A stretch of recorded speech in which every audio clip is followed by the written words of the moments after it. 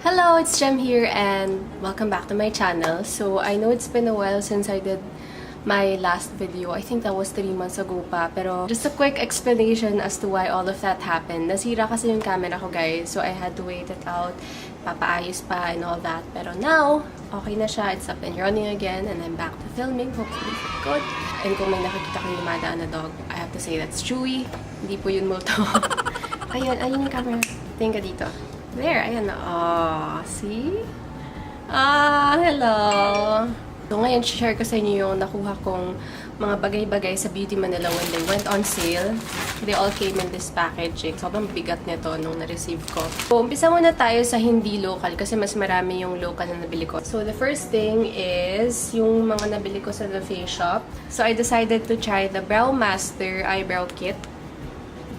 Looks like this. I have the shade Gray Brown number 2. So, ito yung madalas kong ginagamit. And then, ito sobrang dalang lang. Hindi ko alam kung para saan siya. Siguro if you have blonde hair or like really light hair and you need a lighter shade. Powder siya. Hindi ako makapagsalita ngayon. Powder lang siya, guys. Hindi ako sanay gumamit ng powder kasi mas sanay ako gumamit ng wax. Pero so far, so good. Right. So, the next thing na tinry ko sa The Face Shop is the Designing Brow Cara. Which is this one. I don't know what is up with my camera. Ayaw niya mag-focus. This is what I have. And then, bago na yung packaging. Ang hangin, besh. Bago na yung packaging nila. Sorry, baka emergency. Ayan, bago na yung packaging nila. Actually, I've been using this for a while now. Pero nung luma pa yung kanilang packaging.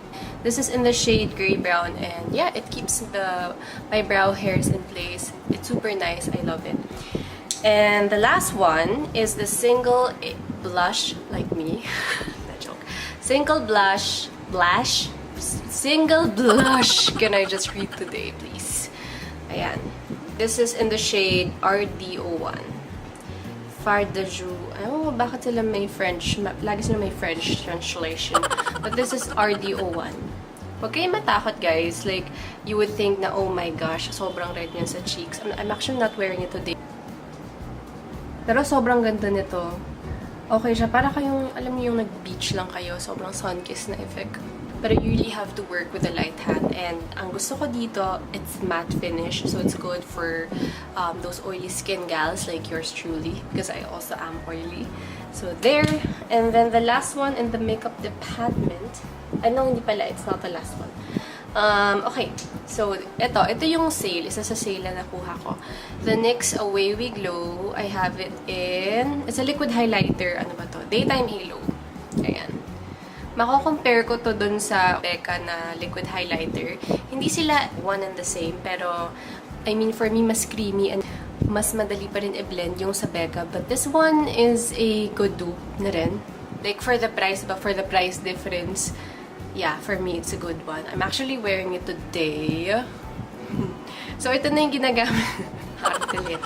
Ito na yung ginagamit ko pag, sobrang simple lang ng pupuntahan ko and gusto kong mag-highlighter. I mean, liquid highlighter. So, ito. And the last one in the no, hindi pa pala the last one. Sorry, kanina pa ako paulit-ulit. W7. The next one is the W7 Genius Featherlight Foundation. Ito, hindi ko pa siya nagagamit. Pero excited na akong itry ito. Kasi medyo inuubos or kinakalahati ko pa yung foundation na ginagamit ko. Pero wala pa ako natitry sa W7. I have it in the shade Natural Beige. Okay, so the last one in the makeup department is ito. This is just a blush brush na basic. Pro Beauty ata yung brand niya. I'm not sure. Pero this is what I use to apply this one. Okay, so punta na tayo sa mga skincare, whatever, mga local brands. Okay, so in no particular order, I'll just pick out whatever I find here. Okay, so the first one is ito. Sunflower Seed Oil. Sunflower Seed Essential Oil. This is from the brand, oh my gosh. Ayaw niya talaga mag-focus. Ayaw niya talaga. Pero pag malayo, nakikita naman. Okay, anyway, this is from Skin Revolution. Buy one, take one to, guys. That's why. If you guys are wondering, bakit dalawa yung binili ko? This is buy one, take one. And yung expiration date niya, 2021 pa naman, so medyo matagal ko siya magagamit. This is one of my favorite oils. That's why when I saw na nag-buy one, take one sila, I just had to get myself one. In this case, 2. Yay! So, yun. Sunflower oil. 250 lang siya. Nag-buy one, take one. So, parang 125 each, diba? So, sobrang sulit na siya, I think.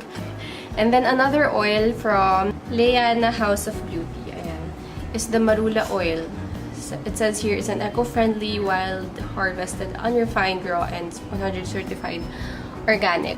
Marula oil, okay siya sa, as an all-around oil, pero I mainly want to use it for my hair because I do style my hair quite often. It's very much prone to breakage, damage and all that. So that's the reason why I bought this, because of my hair.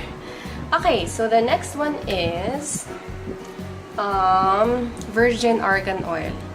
So, maraming benefits yung argan oil, as you already know by now. Oh, by the way, this is also from Leiania Beauty House. And I intend to use this for my face kasi hindi pa ako nakakagamit ng argan oil for the face. As you can see, sobrang liit lang niya. Alright, so the next one is, this one is yung jojoba oil, basa dito, or jojoba oil.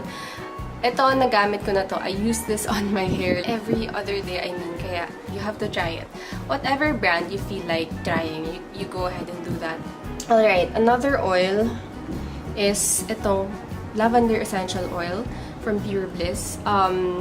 Hinahalo ko to sa humidifier ko kasi marami akong articles na nababasa online na lavender oil daw helps you to sleep faster. I think from now on, I'll always have this in my bedroom.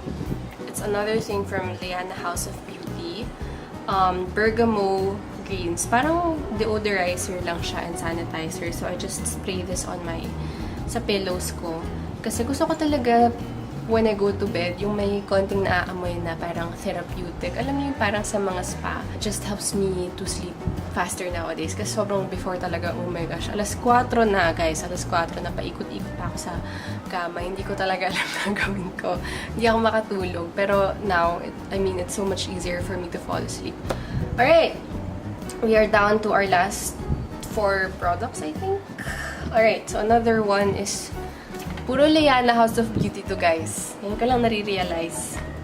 Kasi when I buy, I don't look at the brand. Really, I look at the product. Oh, this is the CE Collagen Serum Concentrate. Naka-box pa siya. It's still sealed. Hindi ko pa siya na-open kasi may inubos pa akong serum.